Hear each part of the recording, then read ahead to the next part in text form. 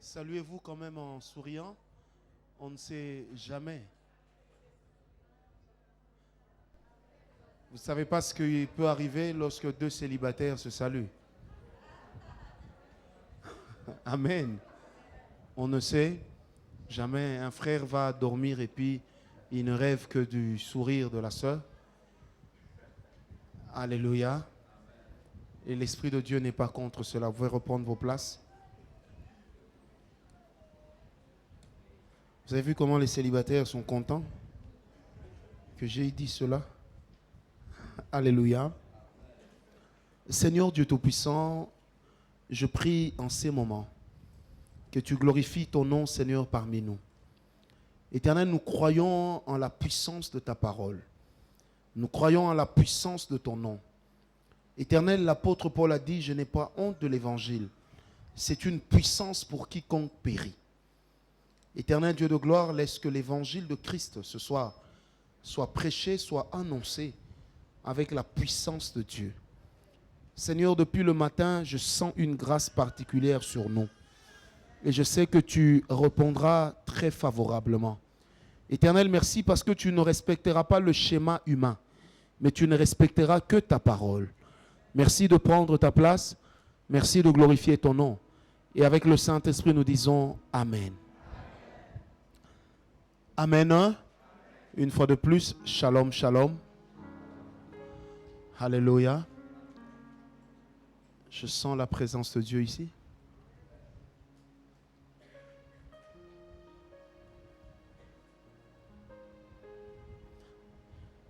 J'enseignerai en deux temps. Un moment, j'arrêterai. Je prierai pour tous ceux qui ont des maladies bizarres. Si vous qualifiez votre maladie de bizarre, vous viendrez, je prierai pour vous. Tous ceux qui ont des sensations quelquefois spirituelles bizarres. Vous savez, il est de ces gens, des fois, il leur arrive d'avoir l'impression d'avoir une ombre à côté d'eux. Des gens qui ont des fois une peur du noir. Des personnes, quelquefois, lorsqu'elles se retrouvent seules, elles ont l'impression qu'il y a quelque chose de pas bien qui essaye de leur voler quelque chose. Amen.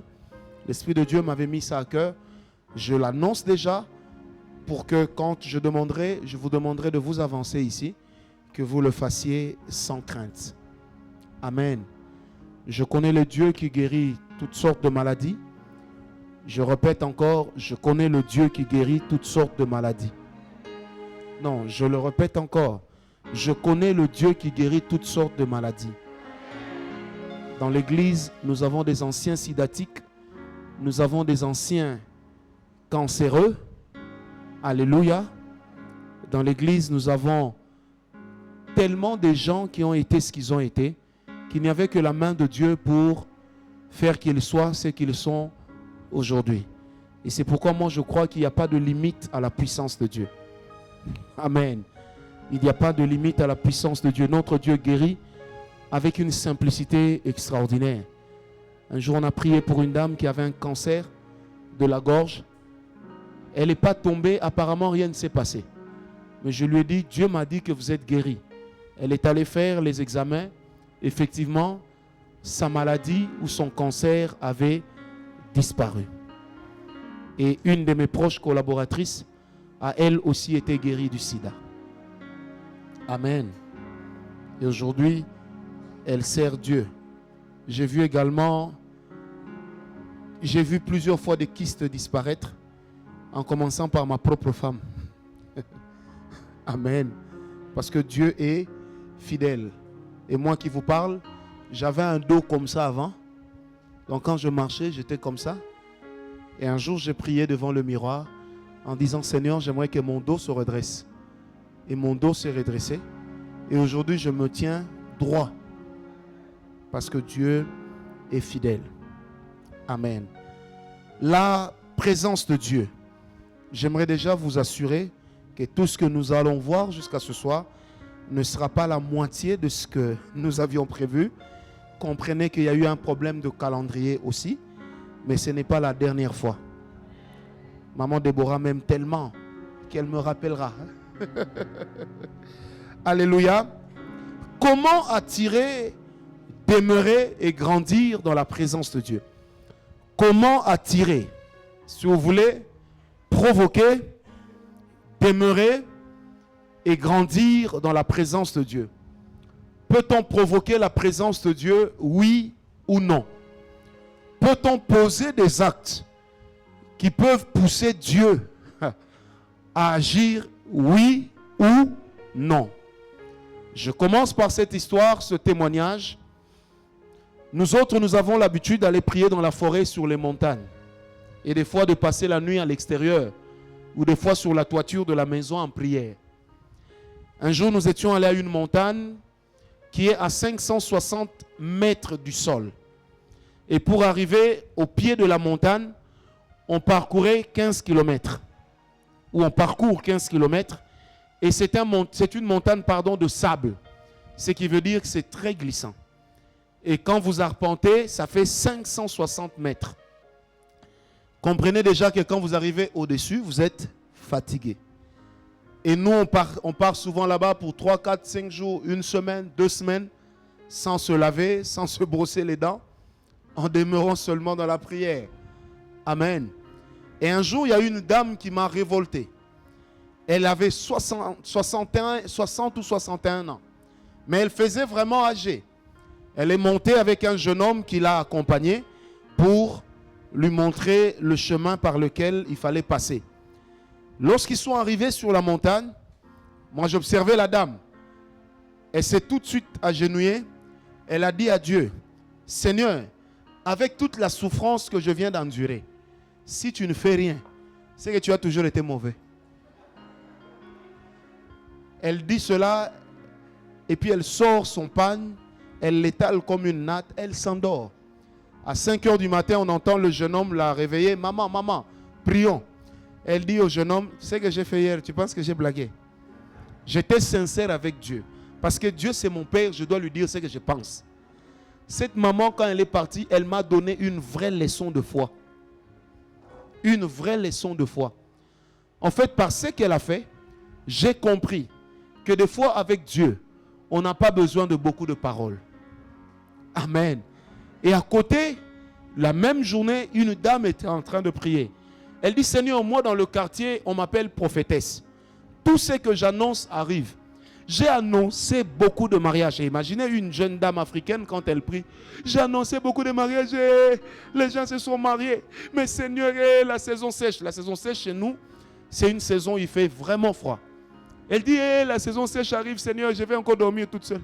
Seigneur, moi j'annonce le mariage des autres, moi-même je ne me marie pas.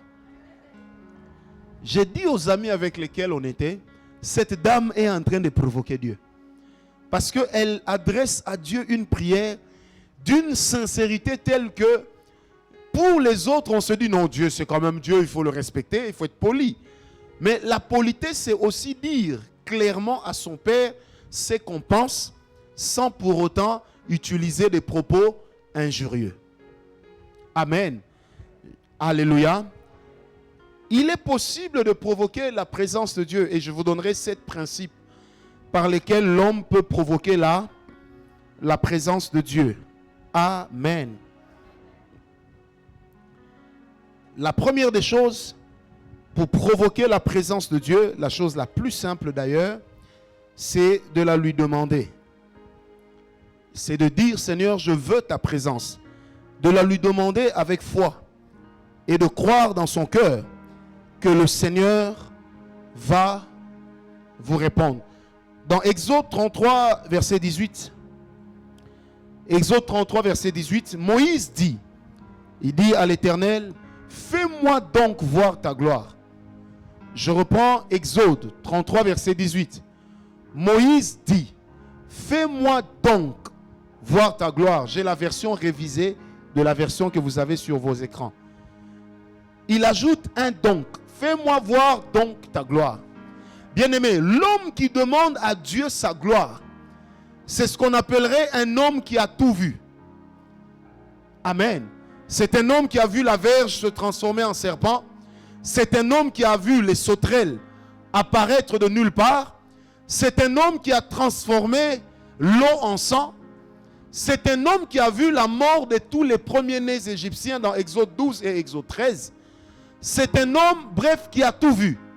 Mais après avoir tout vu, il a, excusez-moi l'expression, le toupet de dire à Dieu, Seigneur, fais-moi donc voir ta gloire. Comme si pour cet homme, ce qu'il a vu n'est rien. Alors que moi qui vous parle ce soir, je soupire après ça. Mais lui dit, Seigneur, fais-moi donc voir ta gloire. Ça veut dire que tout ce que j'ai vu, j'estime que ce n'est qu'une partie du potentiel que tu as. Il y a encore autre chose qui est cachée. Et je te demande de me faire découvrir cette chose-là. Et c'est pourquoi il dit à Dieu, Seigneur, fais-moi donc voir ta gloire. Parce que ce donc-là est en train de nuancer sa phrase. Amen. Et c'est en train de transmettre un ras-le-bol pour dire, j'ai beaucoup vu.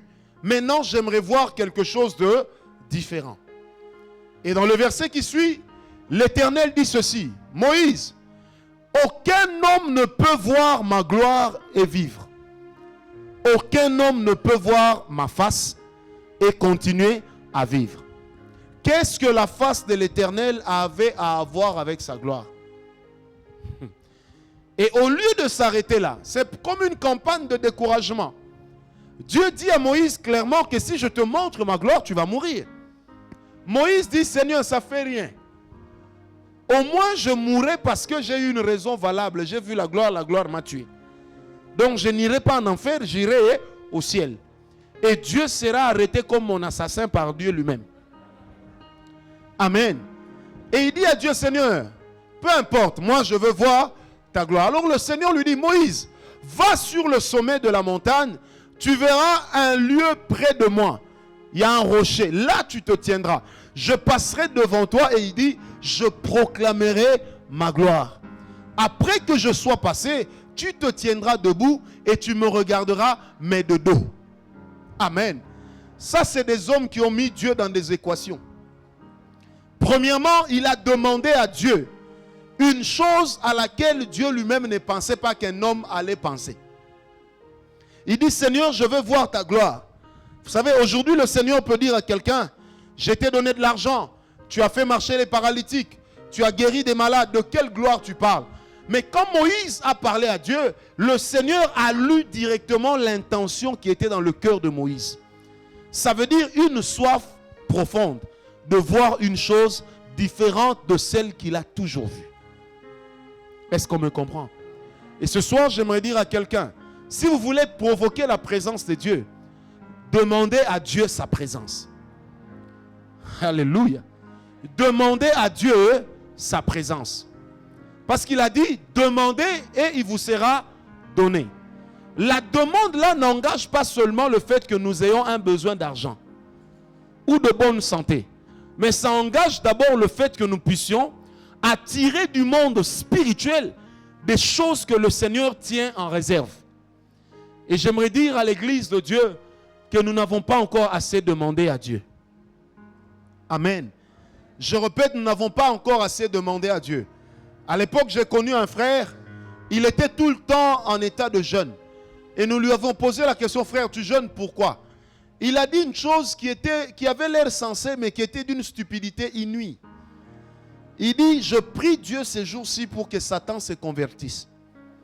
Mais moi, je lui ai dit, mais si Satan se convertissait, le monde cesserait d'être monde. Parce que l'homme a déjà goûté à l'arbre de la connaissance du bien et du mal. Ça veut dire que Dieu ne peut plus pardonner les péchés de Satan. Est-ce qu'on m'a compris? Et que sur lui, les Écritures ont déjà détaillé ce qu'il adviendra. Est-ce qu'on me comprend? Alors, au lieu d'utiliser ta bouche et ton corps pour demander et attendre la conversion de Satan qui ne viendra jamais, demande à Dieu des choses qui vont le bousculer. Je répète, demande à Dieu des choses qui vont le bousculer. Vous savez, il y avait un frère à Kinshasa, il cherchait le visa pour aller aux États-Unis. Et pendant cette période-là, le visa était très difficile à obtenir. Le frère passe son temps en prière. Il prie, rien. Il dit à Dieu, Seigneur, je veux le visa. Il va à l'ambassade, refus. Il va à l'ambassade, refus. Et finalement, pendant 3 mois, tous les matins, il se pointait à l'ambassade. Pour vous recevoir à l'ambassade des États-Unis à Kinshasa, il faut un rendez-vous. Et ce rendez-vous est payant.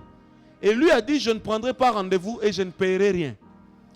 Mais tous les jours, la porte par laquelle entrait le consul, le monsieur était déjà là pour le saluer. Et un jour, le consul s'arrête, il dit, mais monsieur, votre dossier n'a jamais été convaincant. Qu'est-ce que je peux faire pour vous?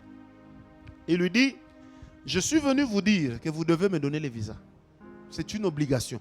Vous savez, le consul le regarde et puis il fixe le consul, il sort son passeport. Il regarde le consul, il lui parle en langue. Rama Santarababa, Yondo Robo Shakara Mama Raba Santarababa. Le consul effrayé dira au garde, faites entrer ce monsieur. On fait entrer le monsieur, il est en face du consul. Le consul lui repose la question, qu'est-ce que je peux faire pour vous? Cette fois-là, il n'introduit même pas en français. Il sort directement son passeport. Oh, Rama Shantarababa, Raba Santarababa, Robobo Konto, Robobobo, Robobo Sondo, Kondo, Romo, Shakara Mama, Raba Santarakamantaraba. Vous savez, le consul a tellement eu peur. Il s'est dit, est-ce que je ne suis pas en train de refuser le visa à un esprit? Il lui a donné le visa de 1 an. Mais sachez qu'il est parti pour de bon. Amen.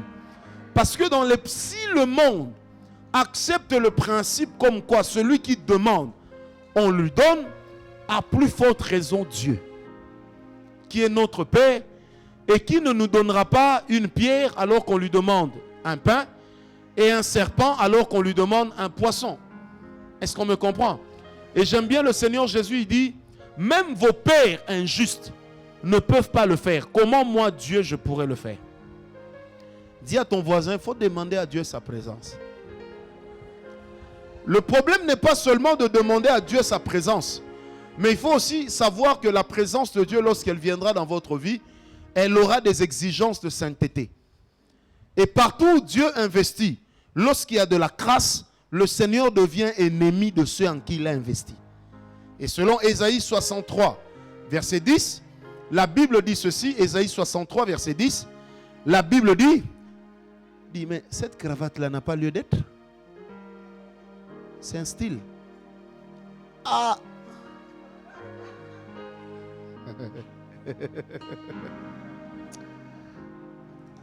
Ah! Je ne savais pas que le bishop Adama avait des sapeurs dans la famille. Amen. Nzambe pambola mbokalanga. Alléluia. Dans Ésaïe 63, 10, la Bible dit ceci. Ils ont été rebelles à son esprit. C'est pourquoi le Seigneur est devenu leur ennemi. Amen. Donc lorsque le Saint-Esprit investit sa présence en nous et que nous nous montrons rebelles au principe de la sanctification, ça veut dire que nous devenons rebelles au Saint-Esprit. Et par ricochet, c'est Dieu lui-même qui devient notre ennemi. Et dans Exode 4, verset 30, la Bible dit ceci, n'attristez pas le Saint-Esprit de Dieu. J'aime bien dans la version originale, on dit, avec lequel vous avez été scellés. Amen. Traduit du grec, ça transmet cette pensée. Que l'homme et le Saint-Esprit sont comme 2 personnes liées au niveau de la hanche et capables de porter la même ceinture. Est-ce qu'on me comprend? Donc quand tu demanderas à Dieu sa présence, sache qu'il y aura aussi des exigences de sainteté. Tout le monde fait comme toi. Mais toi, le jour où tu veux faire comme tout le monde, tu attrapes une grossesse. Le jour où tu vas avorter, même le médecin te prévient ou l'infirmier te prévient que toi, il y a risque de mort. Parce que la présence de Dieu dans ta vie change ton identité et fait que tu ne sois plus comme n'importe qui. Deuxième chose, pour provoquer la présence de Dieu, il faut avoir de la persévérance sur la demande. Il faut avoir de la persévérance sur la demande. J'aime bien la Bible dit, c'est celui qui tiendra jusqu'à la fin qui sera sauvé. celui qui tiendra jusqu'à la fin. Vous savez, les forts dans la vie ne sont pas ceux qui ne sont jamais tombés. Mais dans la vie, les forts sont ceux qui se sont relevés après être tombés. Je reprends. Les forts dans la vie ne sont pas ceux qui ne sont jamais tombés. Mais les forts dans la vie sont ceux qui sont capables de se relever après être tombés. Pas seulement de constater ou de reconnaître que je suis tombé, mais encore de se relever de leurs cendres et de reprendre la marche.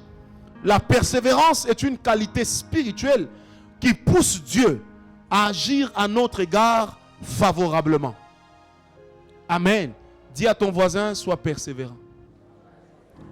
Non, dis-le lui très bien, sois persévérant. Alléluia. La troisième chose, je vais donner cette clé, on s'arrêtera, on priera et ensuite on va revenir. La troisième clé, lorsque vous voulez provoquer la présence de Dieu, c'est de souvent parler de Dieu. J'ai compris dans ma vie qu'à chaque fois que je parle de Dieu, sa présence vient toujours au rendez-vous.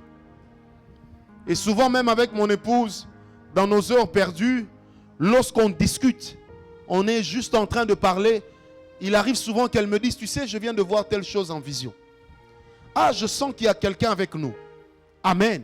Et quand elle dit ça, vous sentez vraiment que l'atmosphère est affectée. Pourquoi? Parce que nous avons appris à parler de Dieu. Et même nos enfants, dans leur jeu, ils ont deux jeux. Reçoit et sort. Je vais vous expliquer, soyez en paix. Donc quand mes enfants s'amusent, vous allez, en observant de l'heure, vous verrez seulement reçoit, allez, l'un tombe. Ouah. Et puis il se relève, c'est pas fini. Reçoit, et puis l'un tombe. Et quand c'est pas ça, vous allez voir un autre, un étendu par terre, et l'autre en train de dire, allez, sors, lâche, allez, libère.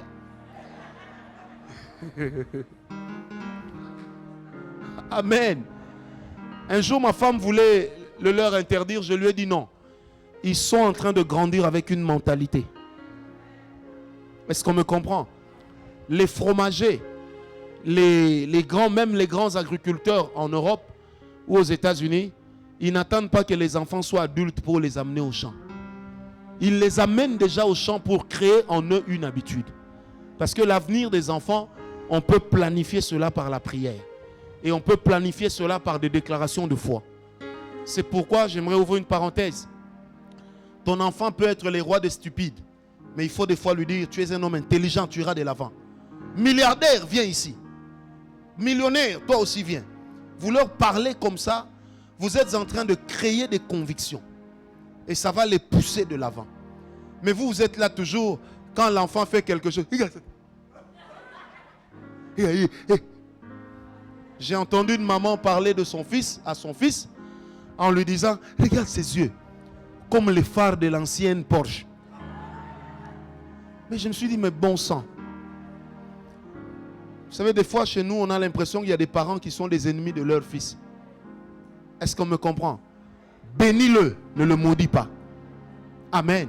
Parle de Dieu et Dieu se sentira concerné. Plus tu parleras de Dieu, plus Dieu se sentira concerné et il agira. On raconte une histoire dans l'histoire de l'Église. Il y a un homme qu'on appelle John Bunyan. C'est celui qui a écrit le livre le plus lu dans le monde chrétien après la Bible.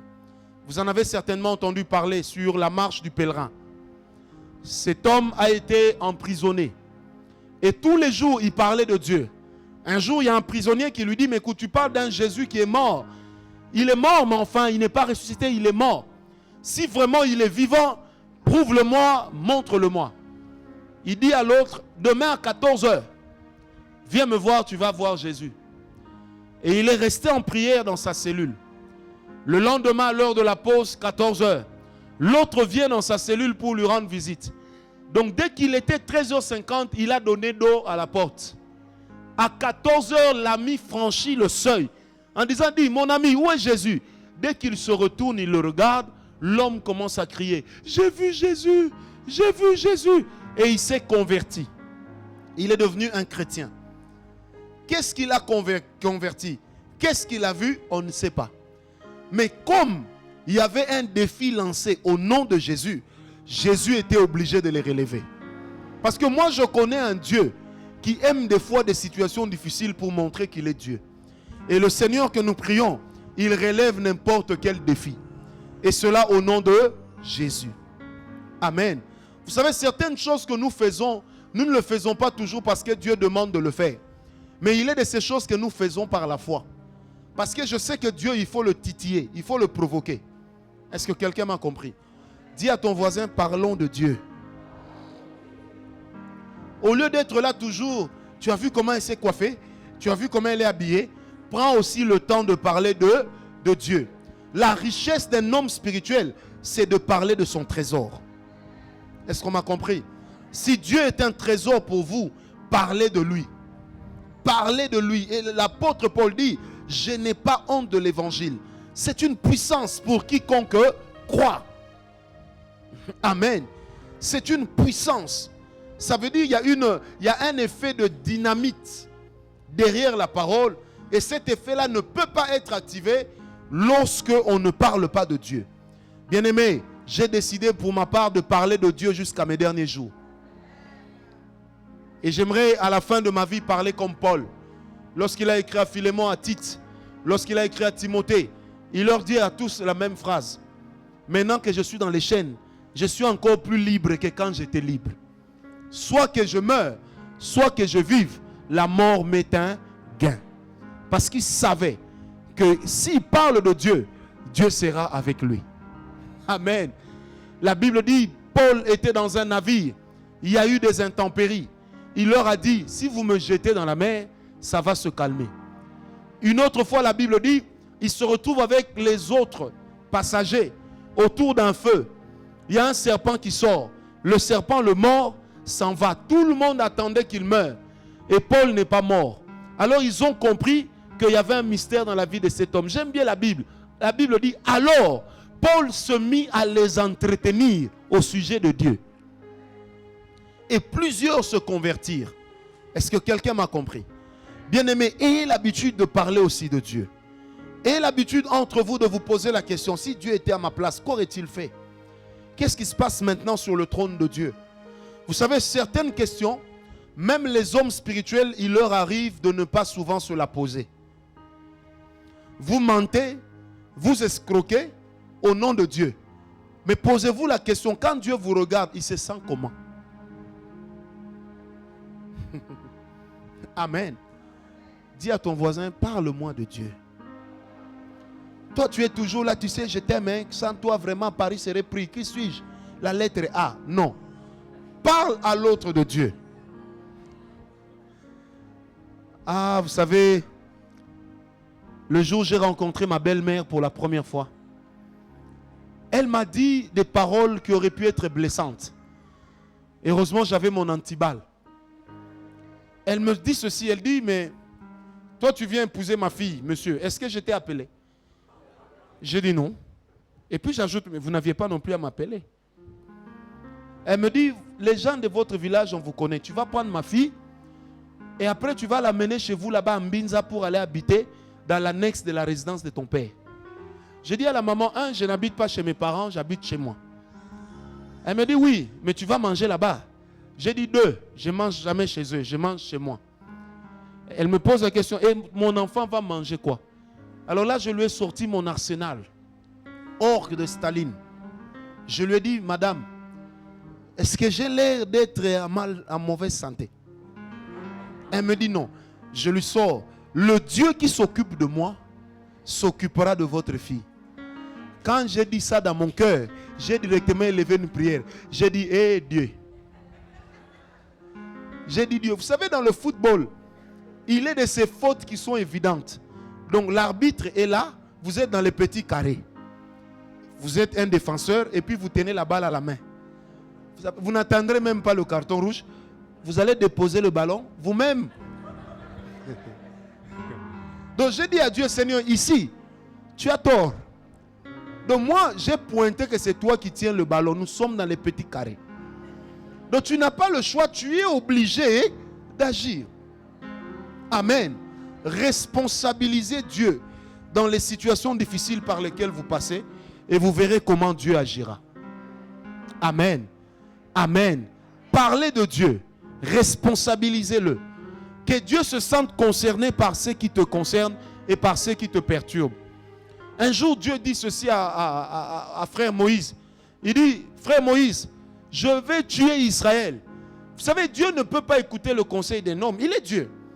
Mais l'homme commence à lui dire, Seigneur, mais toi-même, mais si tu tues ces gens, et tous ces rois qui nous ont vus passer par chez eux, ils diront que tu étais incapable de nous amener jusqu'à Canaan. C'est pourquoi tu nous tues dans le désert. En fait, il voulait dire à Dieu, souviens-toi que tu as une réputation à sauvegarder. Et j'aime bien la Bible. Le Seigneur qui ne se répand jamais de ce qu'il dit, sans contredire sa parole, il a seulement changé dans le temps. Il a différé son action. Il dit ceci, bon, je vais les tuer, mais à petit feu. En fait, la pensée cachée, c'est que l'ennemi d'Israël ne doit pas se rendre compte que j'ai tué Israël. Amen. Responsabilisez Dieu. Amen. Responsabilisez Dieu. Que Dieu se sente concerné par ce qui vous arrive.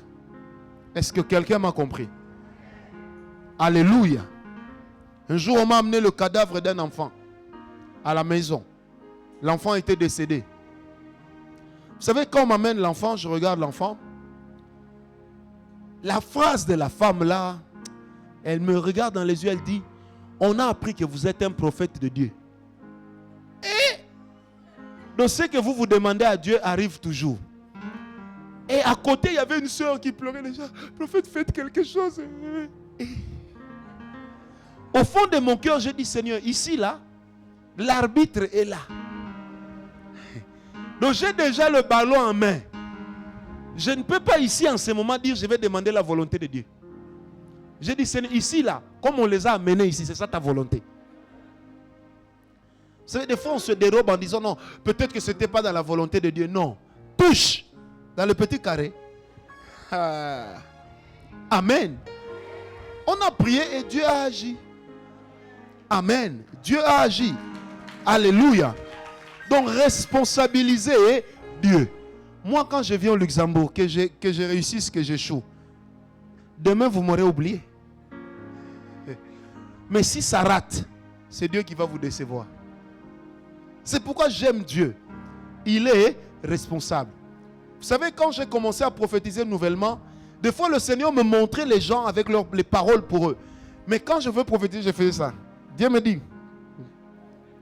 Et puis à un moment, le Seigneur me dit, petit, c'est ta parole ou la mienne? J'ai dit, Seigneur, c'est toi. Il dit, toi dis. Si tu tapes à côté, ce n'est pas un problème. Toi, dis. Et depuis que Dieu m'a dit, toi dis, je n'ai jamais échoué. Amen. Des fois, je disais comme ça, demain, quelqu'un va venir voir papa. Il sera habillé comme ça, comme ça, comme ça. Et puis, il y a une voix qui me dit à l'intérieur, tu es sûr? Moi-même, je répondais à voix haute. J'ai déjà dit. Donc, je ne vais plus revenir sur ce que j'ai dit. Est-ce qu'on me comprend? Parce que le premier pas que nous marquons dans le monde spirituel est toujours charnel. C'est le premier pas qui est le plus difficile parce que ça contredit nos pensées, notre intelligence. Ça contredit des fois notre sens de la logique. Est-ce qu'on m'a compris? C'était le 4e point. 3e, le 4e point. Vous savez, des fois, certaines choses, quand on le dit, il y en a qui pensent qu'on en veut à leur argent. La 4e des choses, je l'ai enseigné à l'église. Chez nous, à l'église, quand quelqu'un veut aller en retraite, il vient d'abord déposer son offrande au temple. Ensuite, il part. Pourquoi? Parce que l'esprit du Père doit t'accompagner. Amen. Certaines choses, vous ne pourrez pas y avoir accès comme tout le monde. Si la porte des grandes présences de Dieu était facile, alors nous serions tous devenus des prophètes. Amen. Ton offrande peut également te donner accès à la présence de Dieu. Mais, sache que quand tu fais ton offrande, ce n'est pas à un homme que tu l'as fait, mais à Dieu. Là où nous échouons souvent, c'est quand nous faisons une offrande et après nous sommes regardants sur la personne auprès de laquelle nous avons déposé l'offrande. Non frère, si ton offrande tu l'as fait à un homme, sache que l'homme ne pourra te bénir qu'avec des paroles. Mais si ton offrande tu l'as apportée à Dieu, le Seigneur prendra ton offrande avec considération et sa grâce coulera dans ta vie. Est-ce que quelqu'un me comprend? Bien-aimé, après avoir saigné ton cœur, tu dois apprendre à apporter à Dieu une offrande. Vous savez, chez les anglo-saxons, c'est une mentalité que j'ai eue là-bas. Chez les anglo-saxons, et à chaque fois que je vais prêcher aux États-Unis, quand tu fais un grand service, tous les serviteurs de Dieu dans la salle viennent te faire des offrandes. Amen. Et j'ai vu des gens se lever religieusement pour faire une offrande. Ils ont vu la main de Dieu, il vient avec un air mystérieux. Il te donne l'offrande, depuis te regarde dans les yeux, dit Romo Chanta, je possède Karaba Shakarababa. Amen. Parce que le monde spirituel marche avec la déclaration de foi. Et ça marche aussi avec les actes de foi. Amen. Amen. Toute bénédiction à laquelle vous voulez accéder, apprenez à offrir un holocauste pour cela. Quand un homme vous a béni, apprenez à le bénir. Parce que la bouche qui vous a béni doit forcément manger ce qui vient de vous. C'est votre bénédiction. Amen. J'ai aimé ce qu'un ami appelle la bénédiction de la sauce. Le Seigneur passe chez Abraham. Abraham lui sert à manger. Écoutez ce que Dieu dit. Cacherai-je à mon serviteur Abraham ce que j'ai prévu de faire? Donc ça veut dire que Dieu était venu avec l'intention de cacher. Mais quand il a mangé, non, il dit non, c'est petit ici. Il sait faire la viande. Est-ce que je peux encore lui cacher? Certaines bénédictions, vous allez les attirer dans votre vie en fonction de vos offrandes. Il y a une histoire que j'aime dans la Bible. Amen. Vous allez remarquer pour les bons lecteurs de la Bible. Lorsque l'ange apparaît à Gédéon, Gédéon lui dit, si vraiment tu es l'ange de Dieu, reste ici jusqu'à ce que je t'apporte mon offrande. Ensuite, l'ange va prendre l'offrande. Mais la même nuit, maman, l'ange revient dans le sommeil de Gédéon. Il lui dit, premièrement, va détruire l'autel de Baal. Deuxièmement, va tuer le veau gras. Offre-le-moi en sacrifice. En fait, Dieu a compris que Gédéon avait la bonne volonté d'offrir son offrande. Mais Gédéon n'a pas offert une offrande qui lui a coûté. C'est pourquoi Dieu dit, je t'ai seulement prouvé que je suis là, j'ai pris ta petite offrande. Mais maintenant, pour accélérer le processus de l'accomplissement, va maintenant tuer le veau gras. C'est dans la Bible, je n'invente pas. Amen. Va tuer le veau gras qui se trouve dans votre cheptel. Alors tu verras. Est-ce que quelqu'un m'a compris? Certaines bénédictions avec Dieu, même certaines dimensions dans la présence de Dieu, ça dépend d'abord de la qualité de l'offrande que vous faites à Dieu pour attirer cela. Bien-aimés, le mystère de la grâce, c'est que certaines grâces sont grâces, mais ne sont pas gratuites. Pas que nous les achetons, parce que la grâce, on ne peut pas l'acheter. Est-ce que quelqu'un m'a compris? Mais néanmoins, par notre offrande, on peut toucher le cœur de Dieu et Dieu va libérer son onction sur nous. Je ne vous raconte pas des fables. Si mon épouse est sur Internet en train de nous suivre, elle sait combien d'offrandes nous faisons à Dieu. Et avant de voyager, je lui ai dit, prie bien. Parce que je sens que ta voiture, là, on va donner ça à Dieu. Je lui ai dit avant de quitter, j'ai dit, prie bien. Sinon, à mon retour, je vais vendre ta voiture, je vais donner ça à Dieu. Tu vas prendre ma voiture, moi, je vais me promener à pied. Elle me dit, mais comment ça? J'ai dit, non. Je sens dans mon cœur que j'ai donné à Dieu l'argent cette année, mais pas comme j'aime. Il faut que je fasse une folie. Est-ce qu'on me comprend? Je devais voyager chaque mois de février, je prends mes vacances parce que je prêche tout le mois de janvier, c'est le mois des familles. Et un jour, je suis en train de parler comme ça et je me souviens que j'avais 3000 € à la maison et que je me disais, bon, je paye mon billet, je paye mon petit séjour aux États-Unis et je rentre. Devant tout le monde, j'ai dit à ma femme, dis, prends le véhicule, va me prendre cet argent-là, on va donner ça à Dieu. On verra s'il ne va pas agir, ce vieux-là. Amen. Elle amène cet argent, nous offrons à Dieu. La semaine qui suit, elle va aux États-Unis 2 mois. Quand elle revient, moi je pars. Le prix auquel j'ai pris un billet des États-Unis, c'est le prix auquel je paye souvent les billets quand je viens en Belgique. Donc, et puis, Dieu m'est témoin. Ce billet-là n'apparaissait dans le site de Air France que dans mon ordinateur. J'ai appelé le frère que j'utilise toujours pour faire pour moi des achats. Je lui ai dit, écoute, il me dit, je check là, ces billets-là n'existent pas. Tu as vu ça où? Je lui ai dit, attends, je t'envoie mon ordinateur, tu achètes dedans. Quand j'envoie l'ordinateur, il achète, il me dit, non, non, non, non, c'est pas possible. Amen. Mon secret était simple. Même quand j'arrive chez Air France, on pose la question à mon protocole qui fait toujours pour moi le check-in. On lui dit, mais ce billet-là coûte moins cher comme ça, comment? Il leur a dit, vous nous posez à nous la question, c'est vous qui avez vendu ça dans le site. Ils ont vérifié un vrai billet. Je suis parti et je suis revenu. Parce que Dieu est fidèle. Amen. Donc certaines dimensions, même de la présence de Dieu, vous pourrez les attirer qu'en apportant à Dieu votre offrande. Des fois, la chose qui nous tue, c'est la gratuité. J'ai dit à l'église, tout ce qui est gratuit, tout ce qui est gratuit est dangereux. Si je vous donne à boire gratuitement, je vous donne du jus gratuitement, vous n'allez pas me reprocher de vous avoir donné un jus dont la date est déjà dépassée. Parce que tu n'as pas acheté. Tu vas porter plainte contre moi comment? C'était gratuit. La gratuité ne pèse pas.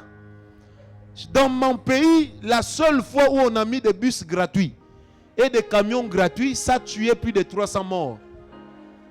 Parce que les chauffeurs savaient qu'ils ne gagnaient rien. Et c'était des camions militaires. Donc quand ça roulait, le chauffeur faisait pim pim et les passagers répondaient yaofélé. Mais ça voulait dire pim pim, gratuit. Pim pim, gratuit. La mort aussi, gratuite. Amen. Et il fallait voir les chauffeurs, comment ils prenaient le virage. Ah! Donc quand les gens crient là-bas, il n'est pas là-bas. Il sait qu'il ne va rien gagner. C'est gratuit. Dis à ton voisin, il ne faut pas aimer tout ce qui est gratuit. Frère, si tu vas épouser la femme et qu'on te la donne gratuitement, c'est suspect. Peut-être que le papa est déjà fatigué d'elle. J'ai connu une soeur, on l'a dotée 11 fois. La 12e fois quand on vient la doter, écoutez, le papa dit à cet homme-là, mon frère, mon fils, je ne t'ai pas appelé, n'est-ce pas? Oui, prends-la seulement. Mais papa, j'aimerais avoir la liste de la dot. Non, non, non, je t'en fais cadeau. Et puis écoutez ce que le papa dit. Le jour où vous voudrez vous séparer, séparez-vous seulement chez vous. Ne viens pas m'informer. Je connais ma fille. Et ce mariage-là a duré 4 mois. C'est ça qui... C'est ça le problème de ce qui est gratuit. N'est-ce pas, M. Séguin? C'est ça le problème de tout ce qui est gratuit. Alléluia. Est-ce que quelqu'un m'a compris? 50e clé maintenant. 5e clé, c'est de souvent parler des exploits de Dieu. C'est pourquoi vous allez remarquer ceci. Surtout quand vous lisez le livre des Chroniques. La Bible sort souvent une phrase en disant: ces choses ne sont-elles pas inscrites dans les annales des rois d'Israël? Parce que la culture était laquelle? C'est qu'on n'utilisait pas TF1, mais on utilisait Canal B. Ça veut dire Canal Bouche. Il fallait que chaque génération instruise la génération suivante sur les exploits que Dieu a réalisés. C'est comme ça que lorsque Dieu est venu appeler Gédéon, Gédéon a répondu au Seigneur. Il dit: Seigneur, si réellement tu es avec nous, où sont passés tous ces exploits desquels nos pères nous ont parlé lorsqu'ils nous ont dit: Amen, desquels nos pères nous ont parlé. C'était une culture en Israël d'informer les enfants sur les exploits que Dieu a réalisés. Et lorsque les enfants étaient informés sur les exploits de Dieu, la Bible dit, Israël se repentit et il cria à l'Éternel. Alors l'Éternel le délivra. Amen. Donc quand on parlait de ces exploits-là, on rappelait à la mémoire d'Israël que tu as un Dieu qui est différent de tous tes voisins. Tu as un Dieu qui est puissant. Et rappeler à Dieu le souvenir, ça fait que Dieu puisse toujours agir. Donne-moi un amen bien. Rappelle à Dieu les exploits. Amen. Parce que chaque exploit réalisé par Dieu est un témoignage qui vous enracine dans une destinée glorieuse. C'est pourquoi, avant de prier pour les gens, j'ai l'habitude de donner le témoignage de ce que j'ai déjà vécu. Pour deux raisons. Pour susciter votre foi, mais aussi pour rappeler à Dieu que les cas difficiles, tu as déjà eu à les traiter. Donc ce n'est pas aujourd'hui que tu vas te dérober. Et je peux vous assurer, le Dieu que je cherche, il agit toujours. Quantième clé maintenant. Sixième clé. Opérez un bon choix des cantiques qui vous accompagnent.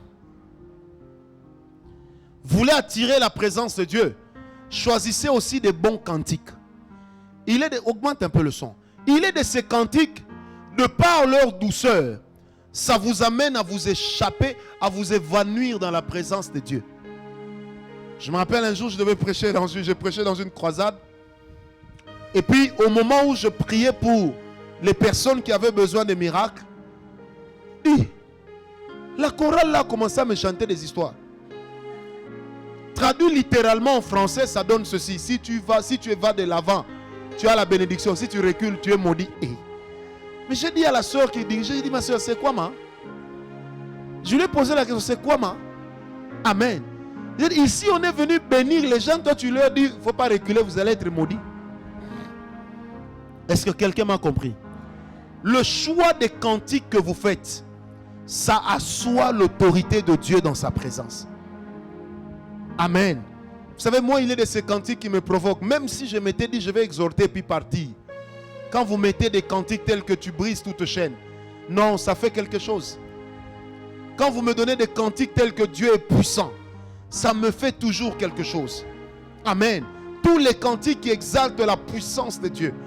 Tous les cantiques. Vous savez, quand la sœur qui modérait, je ne sais pas c'était qui, a entonné le cantique sur Amina Lele. Vous savez, je recevais de l'autre côté, j'ai senti l'onction. Je me suis souvenu de la première fois où j'ai écouté ce cantique. Il y avait un homme qui était fou que Dieu a guéri dans cette réunion-là. Donc quand elle a commencé à chanter, mes souvenirs sont arrivés jusque là-bas. J'ai senti que la chose est arrivée. Tu veux provoquer la présence de Dieu, fais un bon choix de cantique. Il ne faut pas toujours être là, boum, tcha, boum, boum, boum, boum, boum, boum. Non, le son brutal te pousse aussi à la brutalité. C'est pourquoi la Bible dit, lorsque Moïse, même Élie, sont allés sur la montagne, à un moment, ils ont entendu beaucoup de bruit. Dieu n'était pas dedans. Mais lorsqu'ils ont entendu un vent doux et léger, alors Dieu était dedans. Et j'aime bien la Bible dit, Dieu commençait à déclarer ses propres attributs. Est-ce que quelqu'un me comprend? Fais un bon choix des cantiques. Fais un bon choix des cantiques. Quand on chante le cantique de Dan Moon, God will make a way. J'aime bien ça. Amen.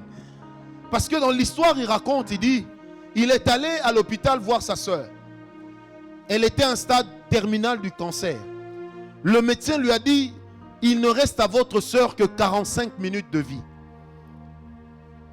Et pris de douleur, il se retrouve au couloir tout seul et il a commencé directement à chanter. God will make a way. Dieu tracera un chemin là où l'homme ne voit plus d'issue.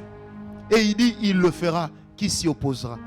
Et lui-même, il dit, pendant que je chantais, je ne savais pas que je venais déjà de passer 2 heures. Et après, il a encore chanté, I am the Lord. Je suis le Dieu qui te guérit. Je suis le Dieu ta guérison. Il dit, quand j'ai fini, Le médecin vient m'annoncer que le cancer de ta soeur a disparu. Amen. Donc il y a comme ça des cantiques, maman. Même quand vous préparez une réunion, le choix des cantiques dans vos moments de prière impacte sur la qualité de la réunion que vous aurez. Oh, j'aime Dieu. J'aime Dieu. Amen. Parlez de Dieu. Parlez de ses exploits. Opérez un bon choix des cantiques. Vous êtes là toujours en train de pleurer parce que vous écoutez des cantiques qui vous amènent à ressasser vos peines. Et quand vous pleurez, les gens croient que vous sentez la présence de Dieu, alors qu'en réalité, c'est la douleur qui est en train de monter. Et ça arrive souvent en Afrique. Amen. Je vais essayer de traduire ça. Chez nous en Afrique, au Congo, on a des cantiques qui sonnent bien, mais qui ne sont pas bien. Amen. Donc je me pose la question, Seigneur, pourquoi ça, oh Dieu? Le malheur vient d'où, Seigneur? La souffrance vient d'où, oh Dieu? Et puis là, vous pleurez. Ils ne pleurent pas parce que la présence de Dieu est venue. Non. Le cantique là a ressassé leur peine. Moi, à l'église, on sait, vous mettez ces cantiques, vous êtes suspendu. Toute la chorale. Une sœur a chanté, et c'est certainement une amie à la sœur. Elle a chanté comme ça en disant, Seigneur, tu m'as attaché au cou avec un fil, une corde, pour que je n'aille jamais loin de toi. Oh! Et puis dans le même cantique, elle ajoute encore, les 4 êtres vivants sont assis sur ton trône. Maintenant, Dieu était assis où? Ça, c'est des gens qui ne lisent pas la parole. Et puis, il faut écouter. Les 4 vivants sont assis sur ton trône, oh Dieu. Et là, on est content. Certains pleurent leur peine. Non pas ce que Dieu fait. Mais quand les larmes coulent, parce que la présence de Dieu est là, c'est différent. Amen. Quelqu'un d'autre a chanté en disant, la pierre que David avait lancée sur Goliath, c'était Jésus. J'ai posé la question, et les 4 autres pierres, c'était qui?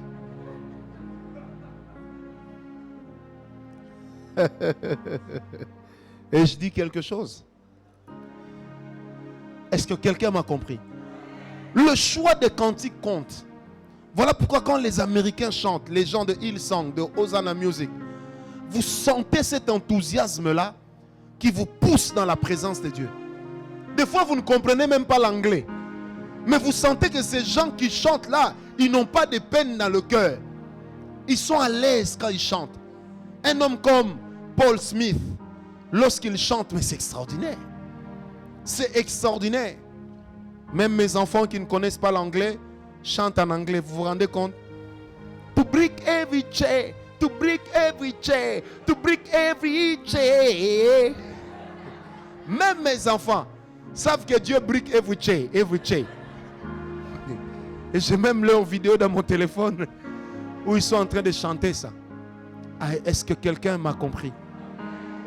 Amen. Le choix des cantiques compte pour attirer la présence de Dieu. Ne chante pas n'importe quoi. N'écoute pas n'importe quoi. Tu es toujours là, boum, tchaka, boum, boum, boum, boum, boum, boum. Non. Déjà, même ton cerveau ne sera pas en paix. Parce qu'il se sent agressé. Est-ce qu'on me comprend? Alléluia. Alléluia. Car Dieu est un Dieu puissant.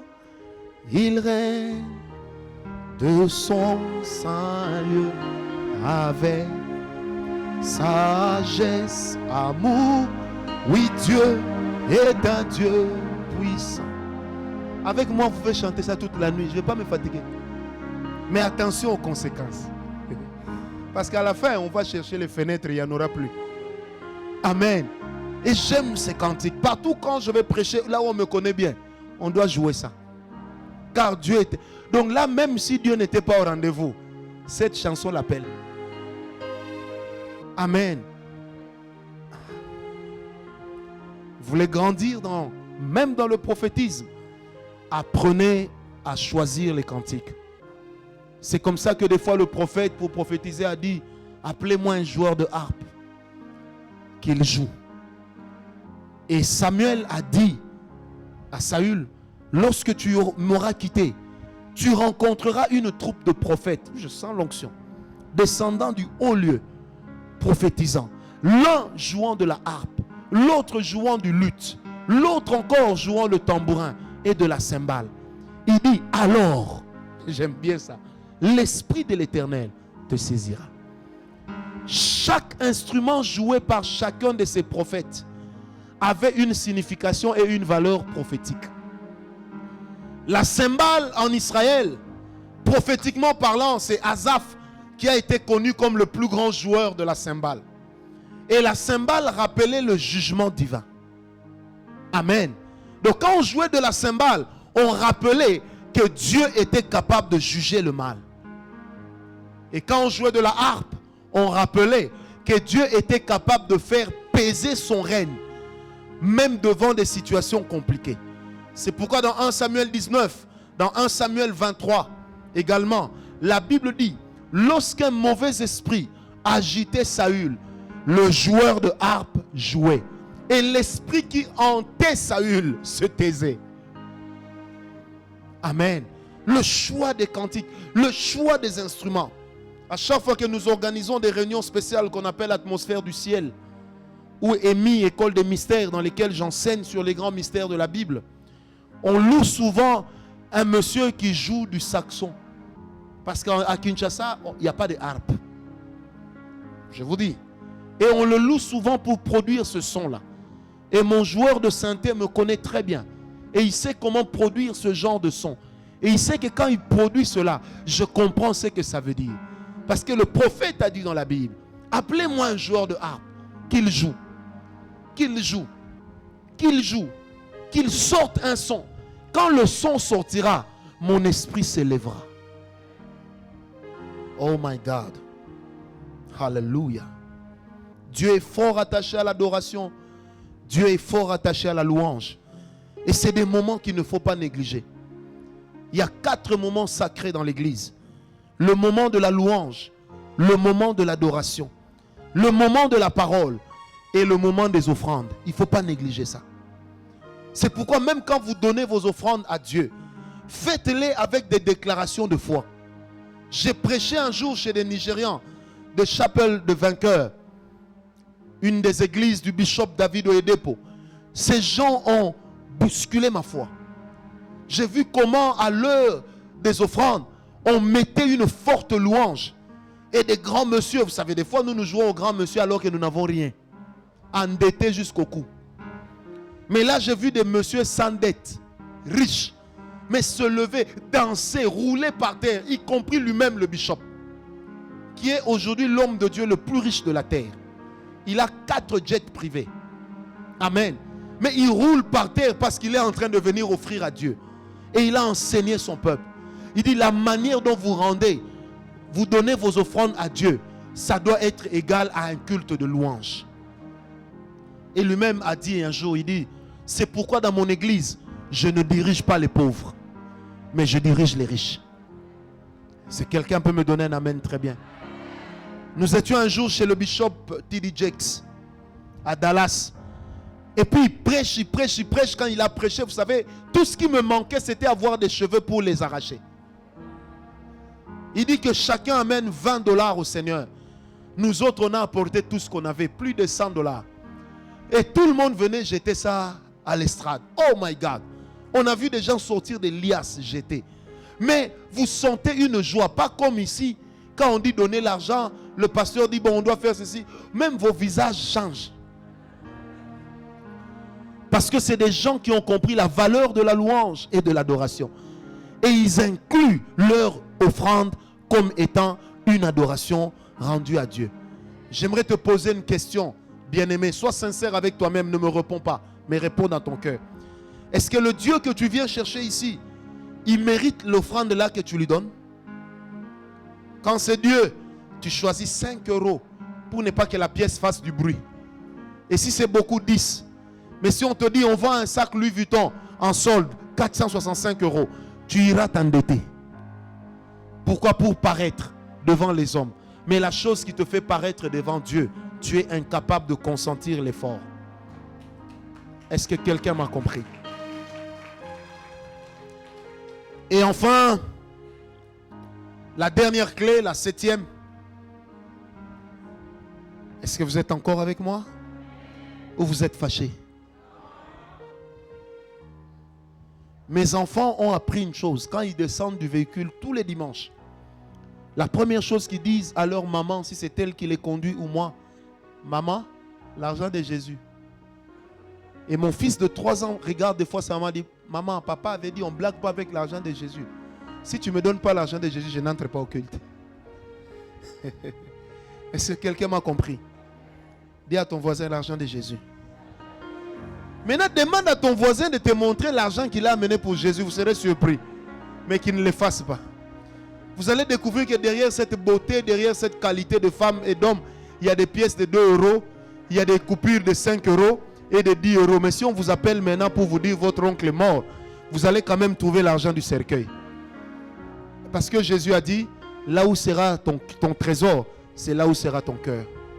Il y a beaucoup de morts dans l'église qui ne sont là que pour enterrer leurs morts. Amen. 7e chose, 7e clé, la qualité des enseignements que nous écoutons. La parole m'a tellement pris que j'ai même oublié ce que j'avais dit au début. Mais on va quand même le faire. La qualité des enseignements que nous écoutons.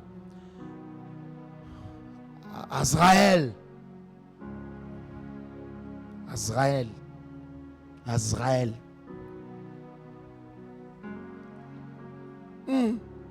L'homme de Gargamel. Vous savez, quelquefois dans la vie, vous allez dans des églises qui vous distraient. Avec des pasteurs qui vous prêchent. Bon, la vie est faite de hauts et de bas. Mais ça veut dire que si toi tu es en haut, donc attends-toi à tomber.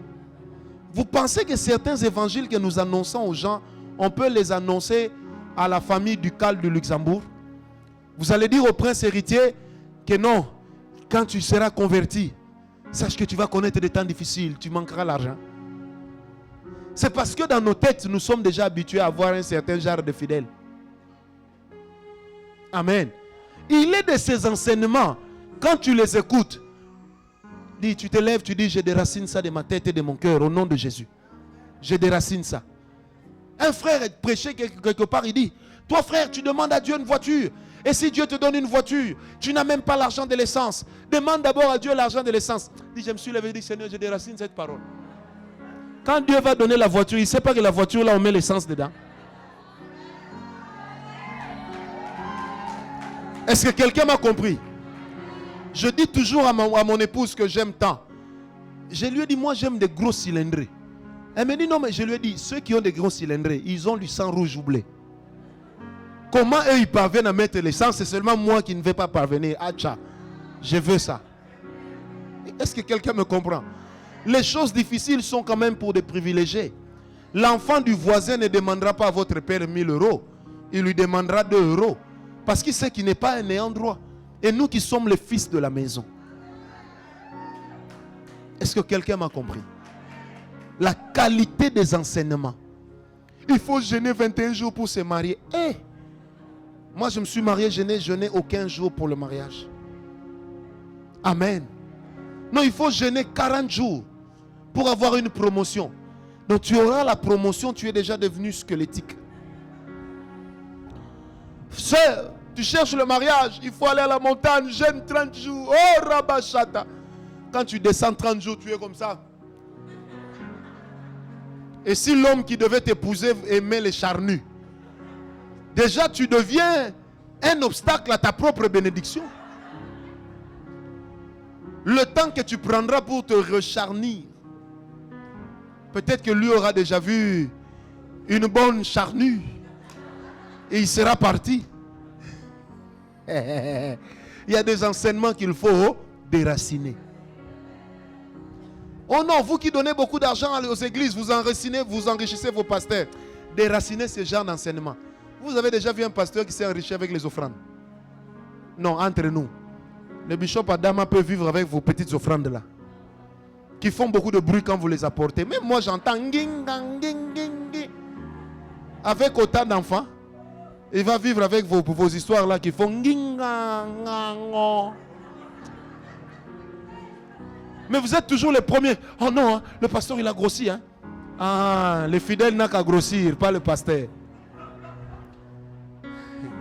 Comme me disait une soeur, vous savez, prophète, moi si Dieu me donne, si j'ai une dîme de $1 million, je vais répartir ça entre 10 pasteurs. J'ai dit, ah, ça c'est plus la dîme, c'est l'offrande. Et puis elle ajoute, non parce que j'aimerais pas que si le pasteur reçoit 100 000 euros ou $1 million, qu'il puisse se perdre. J'ai dit, toi tu es sorcier. Toi à qui on enseigne, tu ne te perds pas, mais moi qui enseigne, je vais me perdre. Toi tu n'as aucune vision dans la vie, tu ne te perds pas, mais moi qui ai une vision. Mais ça c'est de l'escroquerie mentale, morale, psychologique, spirituelle. Et c'est un comportement démonico-sorcellerico, non, satanique. Donne-moi un amen bien.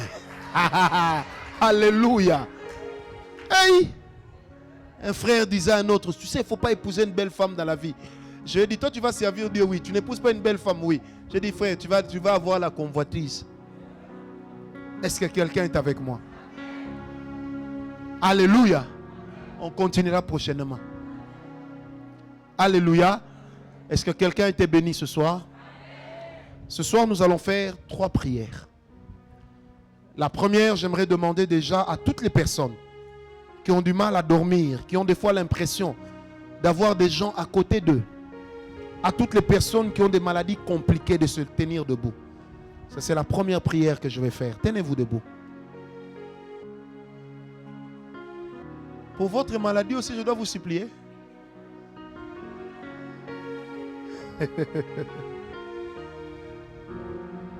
Alléluia. Tenez-vous debout, nous allons prier. C'est le dernier jour, comprenez que nous puissions manger un peu de votre temps. Mais pour votre bénédiction, je crois que ça vaut la peine, n'est-ce pas? Tenez-vous debout, s'il vous plaît. Maintenant, joue bien. Regarde. Maintenant, joue bien. Parce que ça t'empêche de bien respirer. Tes soeurs sont contentes quand je t'attaque. Toi, tu as des problèmes avec elles.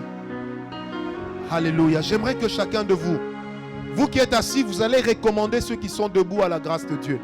Et vous qui êtes debout, j'aimerais que chacun de vous parle à Dieu de ce qu'est son problème ce soir. Prions tous ensemble. Que personne ne soit distrait. Prions ensemble.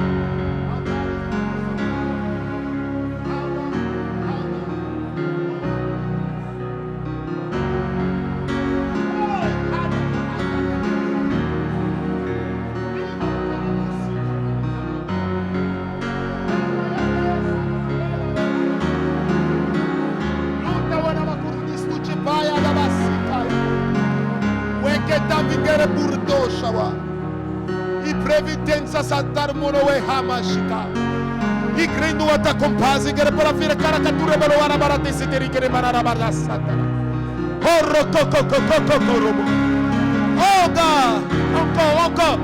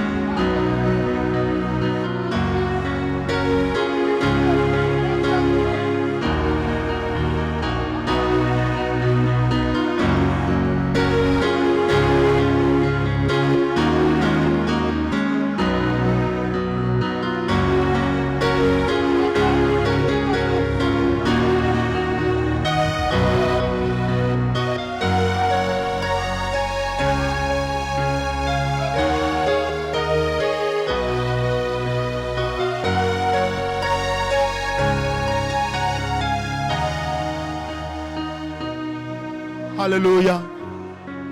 Toi qui t'es tenu debout, lève légèrement tes deux mains. J'aimerais que tu répètes cette prière après moi. Diable, je n'ai plus rien à voir avec toi. Jésus est mort pour moi à la croix. Maladie, je n'ai plus rien à voir avec toi. Jésus est mort pour moi à la croix. Diable, je n'ai plus rien à voir avec toi. Jésus est mort pour moi à la croix. Satan, maladie, je n'ai plus rien à voir avec vous. Par son sang, Jésus m'a lavé. Par son sang, Jésus m'a racheté. J'aimerais que tu restes calme, je vais prier. Il y a des gens qui vont tousser, il y en a qui vont faire des mouvements bizarres. Ne soyez pas étonnés et ne dérangez pas votre voisin en qui Dieu travaille. Dans le nom de Jésus, je viens en ce moment parler à toute forme de maladie, peu importe l'origine et la source. Je maudis la maladie. Il y a beaucoup de gens qui vont pousser des cris. Il y a des gens à côté desquels des esprits impurs marchaient déjà. Il y a des gens pour lesquels ce qu'ils manifestent est en réalité une condamnation démoniaque.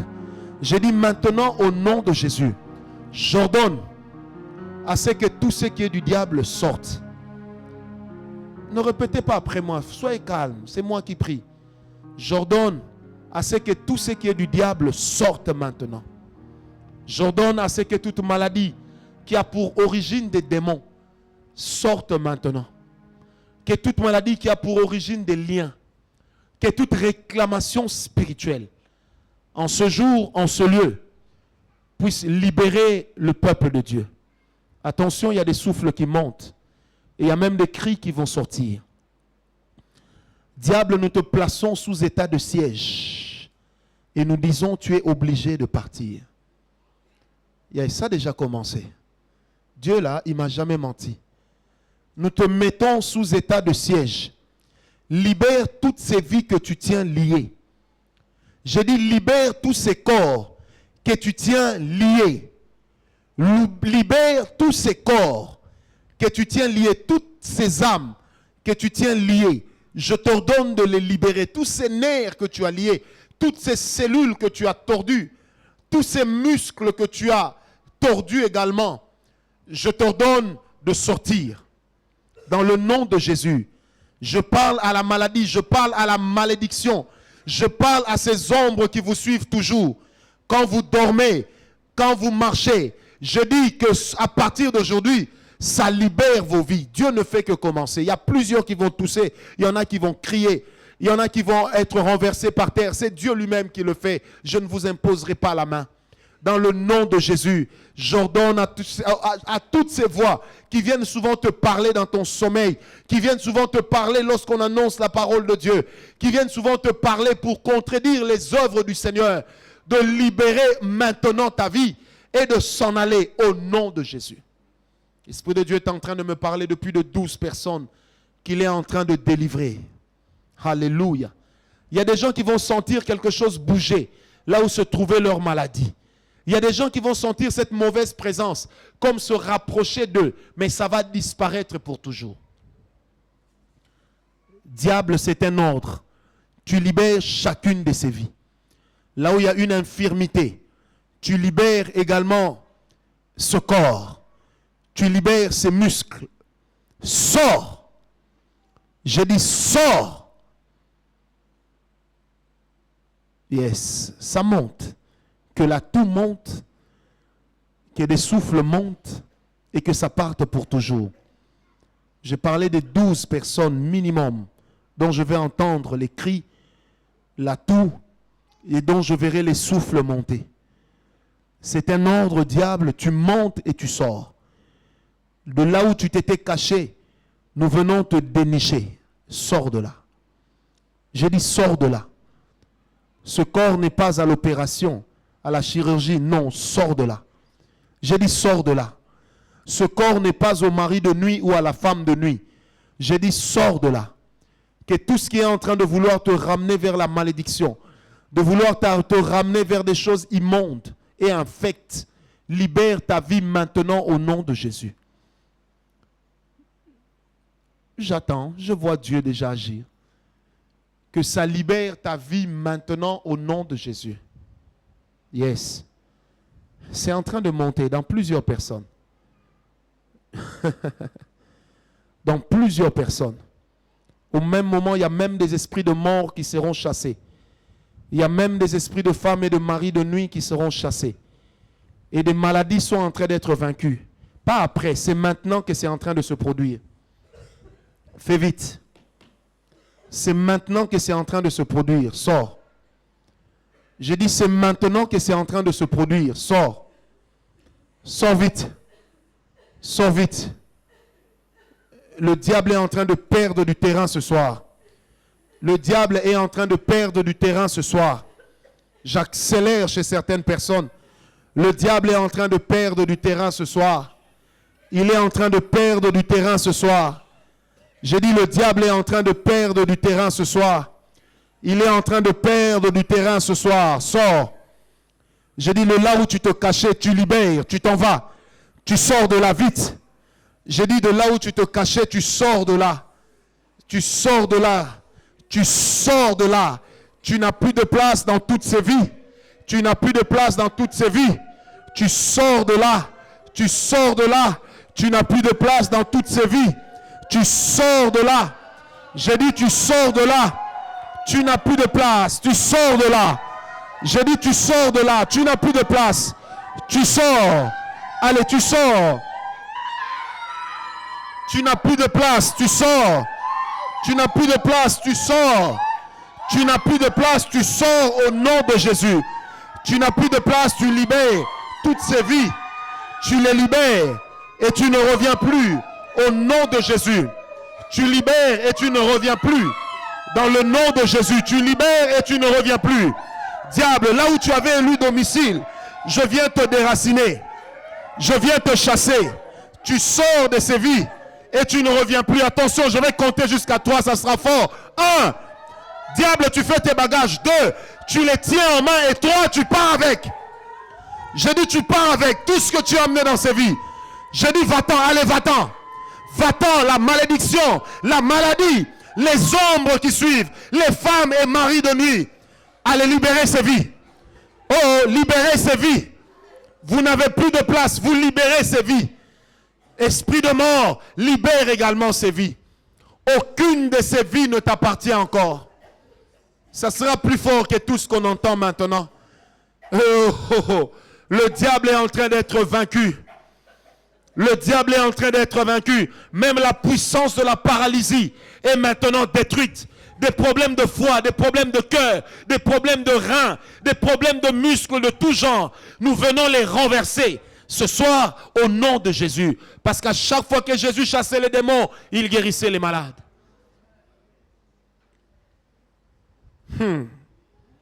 C'est pas fini, ne vous en faites pas, c'est pas fini. Des gens qu'on réclame dans des religions. Des gens que l'on réclame de nuit quand ils dorment. Des gens avec lesquels certains se permettent d'entrer en contact. Vous qui êtes debout, posez les mains sur vos ventres.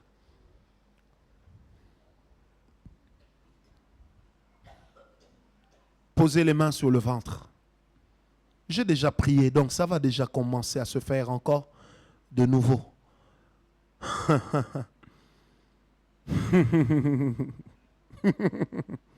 Le diable est un menteur. Le diable est un menteur. Le diable est un menteur. Lâche cette vie. Lâche cette vie. J'ai dit lâche cette vie. Tu n'es qu'un menteur. Tout ce que tu as sémé dans la vie de ce frère et de cette sœur. Je dis bien tout ce que tu as sémé, non pas une partie, mais tout ce que tu as sémé est en train de partir maintenant. Derrière cette toux, derrière ces cris, et même derrière ces gens qui vomissent, ce qui a été enfoui est en train de partir. Attention, c'est le second touché. Ce qui n'avait pas marché au premier va forcément marcher maintenant. C'est le second touché. C'est le second touché. Protocole. Le protocole qui n'est pas concerné par cet appel, circulez dans la salle. Il y aura des mouvements bizarres, circulez dans la salle. Je parle à toutes ces choses. Je parle à toutes ces forteresses. Je parle à toutes ces murailles qui ont été érigées. J'ai dit en ce moment, sortez de ces vies. Sortez de ces vies. On ne dira plus pour eux que les parents ont mangé des raisins et les dents des enfants en sont agacées. Sortez. J'ai dit sortez. Sortez. Sortez. Sortez. Je suis en train de voir comme un éclair dans mes yeux. Yes, j'ai vu comme un éclair. Il y a des puissants, des esprits forts même de certaines familles qui sont en train de s'écrouler maintenant, de s'écrouler maintenant. Il y a des esprits forts, des hommes forts de certaines familles qui sont en train de s'écrouler. Qui sont en train de s'écrouler. Tu n'as pas d'autre choix que de partir. J'ai dit tu n'as pas d'autre choix que de partir. J'ai dit tu libères ce frère que tu viens souvent visiter de nuit. Libère-le. Libère-le. Libère cette sœur avec qui tu entres souvent en connexion par télépathie. Allez, libère-la vite. J'ai dit vite. Libère-la vite. Libère-la vite. Là où la mort avait entraîné une maladie, pour qu'elle puisse en profiter, sors de là. Il y a des gens comme ça ici. Sors de là. J'ai dit sors de là. Tu n'as plus de place. Allez, sors de là. Sors de là. Dans 2 minutes, je passe à une autre prière. Je prierai 3 fois aujourd'hui. Sors de là. Dans le nom de Jésus, tu sors de là. Oh my God. Je suis en train de voir en vision comme une table de sacrifice. Et il y a quelqu'un qu'on a mis dessus. Parce qu'on a déjà arrêté même le jour de sa mort. Le Dieu que je sers en ce lieu, sous l'autorité du pasteur Adama, qui est le père de l'église. Ce Dieu-là est vivant. Il y a quelqu'un qui va faire un mouvement, des gestes bizarres, qui va même tomber, rouler. Parce qu'il y a quelqu'un qu'on avait déjà placé sur la table de l'Holocauste pour le sacrifier. Je condamne ce sacrifice. Je condamne ce sacrifice. Je révoque ce sacrifice. Attention, je révoque ce sacrifice. Lâche-le. Lâche-le. J'ai dit lâche-le. Je t'ai dit lâche-le. Lâche-le au nom de Jésus. Lâche-le. Que toute forme d'esprit de limitation, toute forme d'esprit de limitation sorte de ses vies. Dans le nom de Jésus.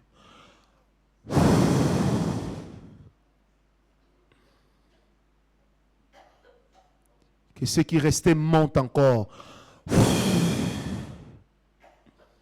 Que ce qui restait monte encore. Et sorte. Que ce qui restait monte encore et sorte. Ça monte encore et ça sort. Diable, tu as été vaincu et tu n'as plus de place. Ça monte encore, plus fort. Nous accélérons les pas. J'ai dit, nous accélérons vos pas. J'accélère vos pas, montez et partez. J'accélère vos pas, montez et partez. Montez et partez.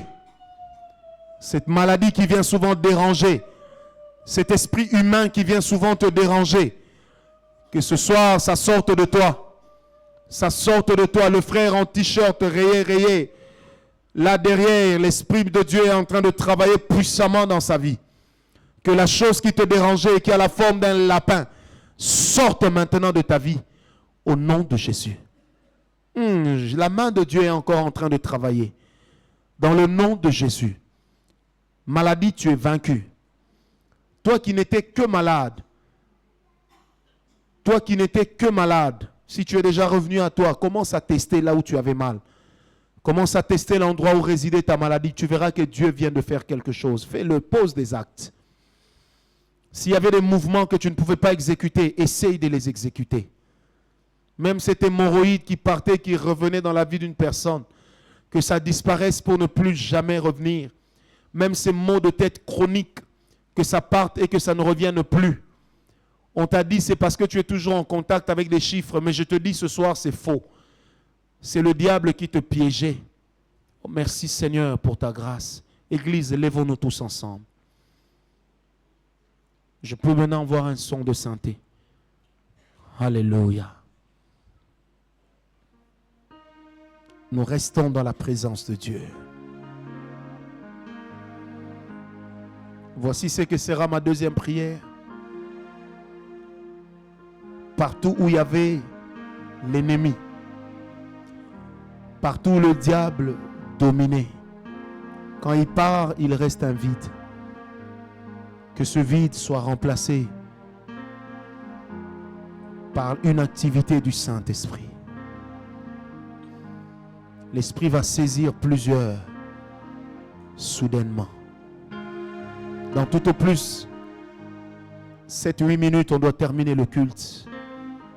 Je répète, l'Esprit va saisir plusieurs dans lesquels autrefois on ne faisait que chasser des esprits. Mais ce soir, le vide qui a été laissé sera rempli. Attention, quelque chose arrive. Tu auras à nouveau de la force de tenir quand l'ennemi s'élèvera. Tu auras à nouveau la force de résister lorsque le diable viendra vers toi. Quelque chose est en train de se passer. Je vois ça. La main de Dieu va toucher plusieurs. Il y en a même pour la première fois qui parleront en langue. L'ivresse de l'Esprit arrive. Ton vide sera rempli par le Saint-Esprit. Père, je demande ta grâce ce soir. Je demande que ta puissance, que ton onction vienne dans la vie de tous ces saints. Je l'appelle et je t'appelle, Père. Remplis ces vies. Là où la délivrance a été achevée, remplis.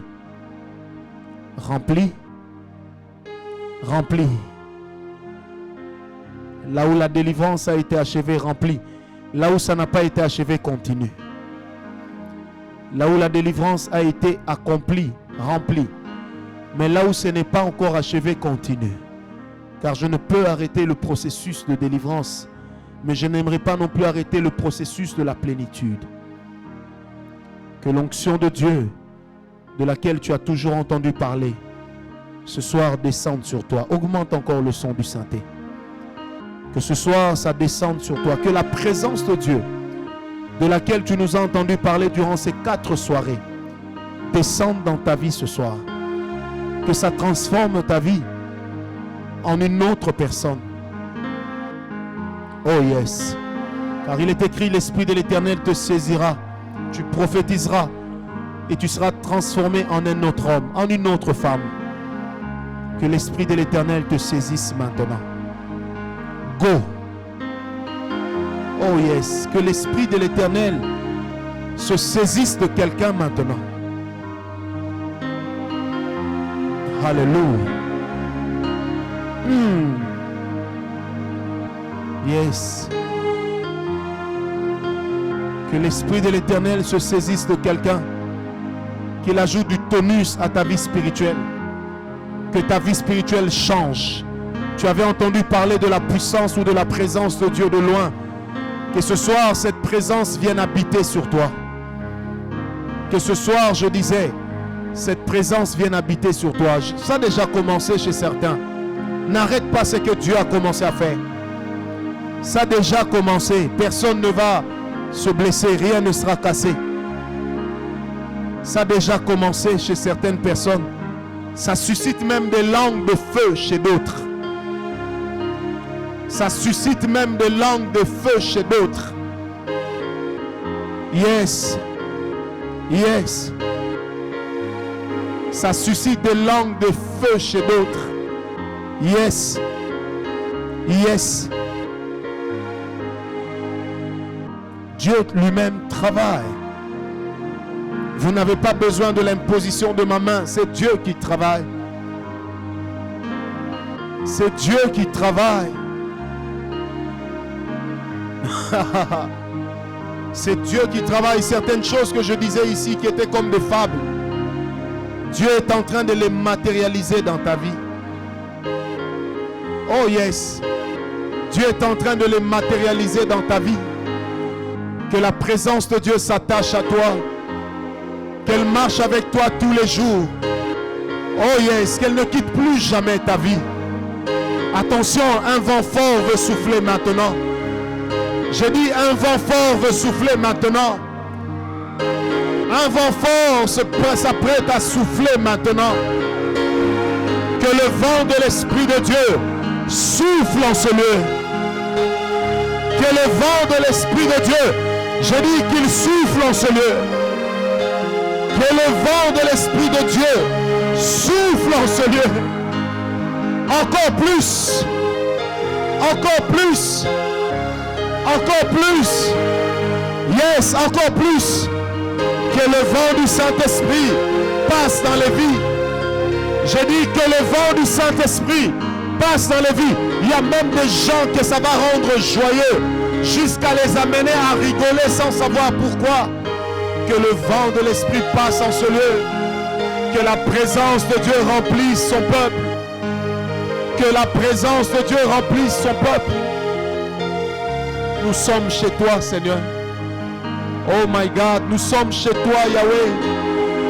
Nous sommes chez toi, Seigneur. Quelle belle présence. Quelle belle présence.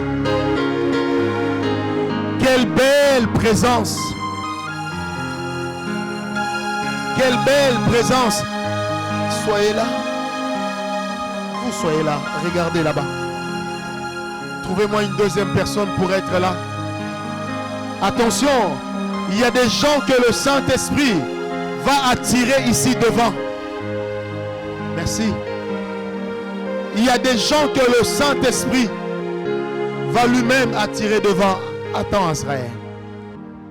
Seigneur, il y a des gens que tu as élus pour des choses extraordinaires, que tu as choisis pour des grandes choses. Enlevez ces chaises-là. Il y a plus de 14 personnes que Dieu va attirer ici. Et ça sera ma dernière prière avant de bénir les offrandes. Enlevez les seaux, s'il vous plaît. Merci. Seigneur Dieu Tout-Puissant, tu m'as dit dans la salle qu'il y a des gens qui ont une élection spéciale. Que le Saint-Esprit les touche là où ils sont et les conduise ici devant. Que le Saint-Esprit les touche là où ils sont. Attention. Que le Saint-Esprit les touche là où ils sont. Seigneur, nous les appelons. Comment? Nous les appelons, même s'ils sont au fond. Que l'onction de Dieu les attire jusqu'ici. Que l'onction de Dieu les attire jusqu'ici. Parmi eux, il y en a qui partiront même en extase. Que l'onction de Dieu les attire ici. Il y a des gens comme moi peut-être qui sont des prophètes, qui sont des apôtres, qui sont des pasteurs, des évangélistes, des docteurs. Il y en a peut-être qui sont des gens par qui Dieu va passer pour toucher les autres. Seigneur, je les attire dans ta présence. Je les attire dans ta présence. C'est le Saint-Esprit qui les amènera ici. Et c'est Dieu lui-même qui le fera. Je les appelle. Oh my God. Je les appelle. Seigneur, conduis-les vers moi. Conduis-les ici devant. Il y a une parole, il y a une onction pour eux. Il y a une grâce pour eux. Il y a une grâce pour eux. Surveillez-les par rapport aux gens qui sont par terre. Il y a une grâce pour eux. Que l'onction de Dieu, que l'onction de prophète vienne dans ta vie. Seigneur, que la grâce vienne dans sa vie. Que la grâce vienne dans sa vie. À eux, j'impose les mains. Que la grâce vienne dans leur vie. Que la grâce de Dieu vienne dans ta vie. Que la grâce de Dieu vienne dans ta vie. Que la grâce de Dieu vienne dans ta vie. Il faut bien être près derrière elle. Que la grâce, cette dame avait dit à Dieu qu'elle veut vivre des choses extraordinaires. Eh bien, nous t'introduisons dans ces choses. Go! In Jesus' name. Que la grâce de Dieu vienne sur toutes ces vies. Seigneur, que ta grâce vienne dans ces vies. Que ta faveur puisse être leur partage ce soir. Que ta faveur soit leur partage ce soir. Seigneur, c'est à eux que j'impose les mains. Que cette grâce illumine ton cœur. Que cette grâce illumine ton cœur. Que dans les combats de la famille, Dieu te donne la force et la résistance. Que dans les combats de la famille, que Dieu te donne l'épée qui sera le point de délivrance de plusieurs. Que la grâce, que la grâce de Dieu, Seigneur, ta grâce, Seigneur, ta grâce sur eux, Seigneur. Bientôt je vais m'arrêter, Père, ta grâce sur eux. Père, je prie que ta grâce vienne sur eux. Que ta grâce illumine leur cœur. Que ta grâce illumine leur cœur. Tous ces gens que tu appelles pour être qualifiés pour des choses extraordinaires. Que ta grâce soit leur partage, Père. Que ta grâce soit leur partage. Que le Dieu que je sers soit également ton Dieu. Yes. Que le Dieu que je sers soit ton Dieu. Que la faveur de Dieu ranime ta force dans la prière et ta force dans le discernement. Que cela te soit accordé de la part de Dieu. Seigneur, merci pour cette faveur. Éternel, je te bénis. Église, vous qui êtes restés, levez haut les mains. Levez haut les mains. Même là où vous êtes maintenant, Dieu va vous toucher. Je dis même là où vous êtes, Dieu va vous toucher. La même onction qui est en train de couler ici, elle coule même chez les personnes qui nous suivent à la télévision. Elle va même couler sur vos offrandes et sur votre manière d'offrir à Dieu. Seigneur, beaucoup de grâce dans l'église El Shaddai. Je bénis l'église El Shaddai. Je bénis les serviteurs et les servantes qui sont venus nous suivre ici. Je bénis tous ceux qui nous suivent à la télévision. Que la faveur de Dieu soit votre partage. Que la main de Dieu repose sur vous. Que vous soyez des champions, des guerriers dans la prière, des guerriers dans l'évangélisation. Que vous soyez des guerriers pour des choses extraordinaires. Et que le Dieu qui nous a appelés soit avec vous. Sous l'onction et sous l'autorité de l'homme de Dieu établi dans cette église, nous vous bénissons. Sous l'autorité du bishop Adama, nous vous bénissons. Nous déclarons votre réussite. Nous ouvrons les portes à la présence de Dieu dans votre vie. Nous déclarons votre épanouissement. Nous déclarons votre guérison. Nous déclarons la grâce de Dieu sur vous. J'ai dit, nous déclarons la grâce de Dieu sur vous. Nous déclarons la grâce de Dieu pour vous. Que celui qui était fatigué voit sa foi être réanimé. Que l'onction de Dieu soit votre partage. Seigneur, merci pour cette grâce. Merci pour cette faveur merveilleuse. Alléluia, merci pour cette faveur merveilleuse. Charakarantara masampara vaikantara babaratich. Rosharanome zangatara makoprovidonta sababa. Seigneur, cette église nous a toujours reçus avec amour. Éternel, souviens-toi d'elle. Sur le plan de l'effectif, sur le plan de l'expansion, sur le plan de l'épanouissement, dans les domaines de finances, dans le domaine de la santé, dans le domaine des vies des couples et des familles. Seigneur, qu'elle soit une église différente. Merci pour ta présence.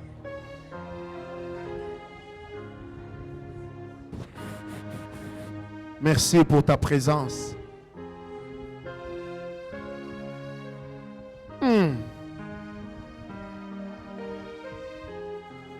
On est encore avec Dieu et il est encore en train d'agir.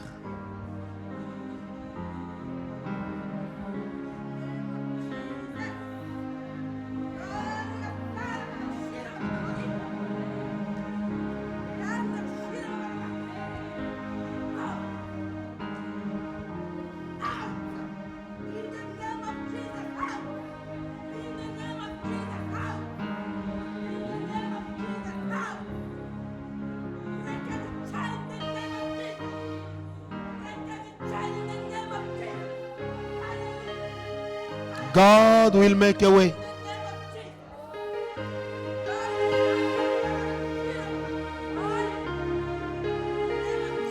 Le Seigneur est en train de me dire que dans certains cœurs, il y a comme une nouvelle espérance qui vient de naître. Qu'il y a plusieurs vies dans lesquelles il y a une nouvelle espérance qui vient de naître. Il y a même un couple qui est au bord de la rupture. Le Seigneur vient de les réconcilier. Je salue ta présence, Seigneur. Que cette église soit bénie. Que cette église soit bénie. Que cette église soit bénie. Que ses fidèles vivent et connaissent la vraie crainte de l'Éternel. Car celui qui sème avec peine, il moissonnera avec cri de joie, avec cri d'allégresse, avec chant d'allégresse. Il y a quelqu'un, je sens ce désir de pleurer, je ne sais pas pourquoi. Je ne sais pas pourquoi, mais il y a quelqu'un que je suis en train, j'ai les yeux fermés, mais il y a quelqu'un que je suis en train de voir pleurer. Dieu est en train de me demander de te dire, toi aussi oublie, recommence encore. Oublie et recommence encore avec Dieu. Oublie et recommence encore avec Dieu. Je sens tellement la présence de Dieu. Je sens la présence de Dieu ce soir. Je dis, je sens la présence de Dieu ce soir. Je sens la présence de Dieu ce soir. Cet amour du Seigneur est en train d'être témoigné à beaucoup de gens. Ne sois pas étonné si ton voisin pleure. S'il tombe, laisse-le. Parce qu'il y a un vrai amour de Dieu qui est en train d'être témoigné à l'église. El Shaddai de Dieu. Seigneur, je te rends grâce pour ta faveur. Je te rends grâce pour ton amour. Frère Stéphane, viens. Viens ici. Je te rends grâce pour ton amour. Seigneur, exceptionnellement, j'en profite pour te recommander ce frère. Le diable s'est sérieusement levé contre lui. Est-ce que la sœur Sarah peut aussi venir? Sœur Sarah, viens. Le diable s'est levé contre lui. Mais ce soir,